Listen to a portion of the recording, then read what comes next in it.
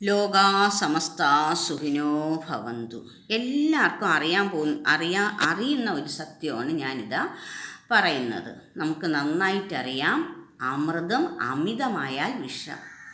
അതുപോലെ എല്ലാവർക്കും രോഗം വരുമ്പം അവരുപയോഗിക്കുന്നത് മരുന്ന് തന്നെയാണ്, ഔഷധം തന്നെയാണ് അവരുപയോഗിക്കുന്നത്. ഈ ഔഷധത്തിൻ്റെ അളവ് കൂടുകയോ കുറയുകയോ ചെയ്താൽ അതിൻ്റേതായ ദോഷം ഉണ്ടാകും.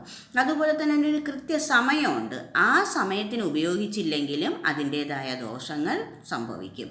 അപ്പം നമ്മളെ രക്ഷിക്കാൻ വരുന്നവൻ തന്നെ നമ്മളെ ശിക്ഷിച്ചെന്നിരിക്കും. കാരണം നമ്മൾക്ക് അതിനോടുള്ള ശ്രദ്ധക്കുറവ്, അതിനോടുള്ള താല്പര്യക്കുറവ്, അല്ലെങ്കിൽ വേറെ പലതരത്തിലുള്ള ചിന്തകൾ, ഇതെല്ലാം ബാധിക്കുമ്പം അശ്രദ്ധ കാരണവും എല്ലാത്തിലും നമ്മൾക്ക് കിട്ടേണ്ട ഈ ഭാഗ്യം നമുക്ക് നഷ്ടപ്പെട്ടു പോകും. അപ്പം വളരെ ശ്രദ്ധയോടെ തന്നെ കൈകാര്യം ചെയ്യണം. അപ്പം രക്ഷിക്കാൻ വരുന്നതാണ്, നമ്മുടെ രോഗം മാറ്റാൻ വരുന്നതാണ്, അല്ലെങ്കിൽ നമ്മുടെ പ്രശ്നങ്ങൾ തീർക്കാൻ വരുന്നതാണെങ്കിലും നമ്മളത് കൃത്യമായി കൈകാര്യം ചെയ്തില്ല എങ്കിൽ അത് ഗുണത്തെക്കാളും ദോഷമേ നമ്മളിൽ വന്നു ചേരൂ. അതിനുള്ള ഇട കൊടുക്കാതെ നമുക്ക് കിട്ടുന്ന മഹാഭാഗ്യം നമ്മൾ കൃത്യമായി ശ്രദ്ധയോടെ കൈകാര്യം ചെയ്ത് നേടേണ്ട ഉത്തരവാദിത്വം നമ്മുടേതാണ്. ആ ഉത്തരവാദിത്വം നമ്മുടെ ഉണ്ടാവണമെങ്കിൽ നമ്മളിൽ ഈശ്വരനെ വളർത്തണം.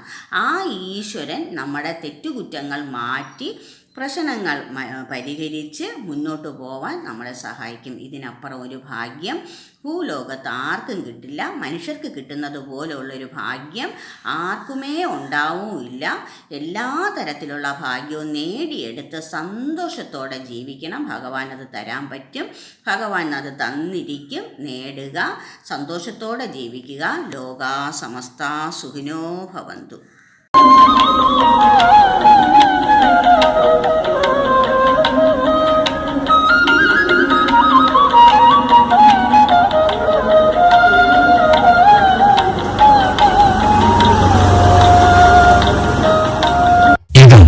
ലോക ചരിത്രത്തിൽ ആദ്യമായി ഈശ്വര ശക്തികൾക്ക് ജീവചൈതന്യം കൊടുക്കുന്ന ഏക സ്ഥലം.